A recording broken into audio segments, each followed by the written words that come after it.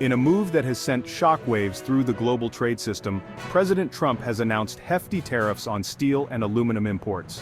The new policy levies a 25% tariff on all incoming steel and a 10% tariff on aluminum. This decision, delivered in characteristically bold fashion, affects a wide swath of countries. Even close allies like Canada, Mexico, and members of the European Union are subject to the new tariffs. Trump made the announcement from Air Force One, underscoring the dramatic nature of the decision.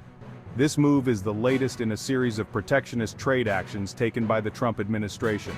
It follows earlier tariffs imposed on Chinese goods, including solar panels and washing machines. The administration also briefly flirted with imposing tariffs on Canadian lumber imports. The new tariffs represent a significant escalation in Trump's trade agenda. They signal a willingness to upend decades of global trade norms in pursuit of what the president sees as fairer deals for American businesses and workers. The decision has been met with a mix of praise from those who support Trump's America First approach and deep concern from those who fear a global trade war. The Trump administration argues that the tariffs are necessary to protect national security and vital American industries. They claim that a surge in cheap steel and aluminum imports, particularly from China, has undermined U.S. producers and cost American jobs. By making foreign steel and aluminum more expensive, the administration aims to boost demand for U.S.-made metals.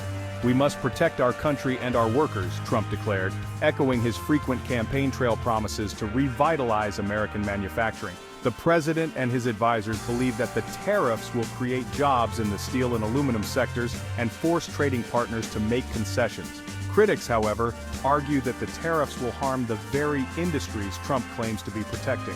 They point out that many more American jobs rely on affordable steel and aluminum than on producing the metals themselves. Opponents also warn that the tariffs will invite retaliation from other countries, potentially igniting a damaging trade war.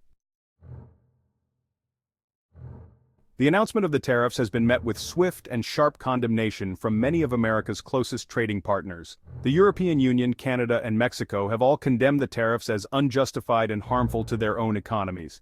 They have vowed to retaliate with tariffs of their own on a range of American goods. The European Union has threatened tariffs on iconic American products like Harley-Davidson motorcycles, Kentucky bourbon, and Levi's jeans. Canada, America's largest trading partner, has also promised retaliatory tariffs on U.S. steel, aluminum, and other goods.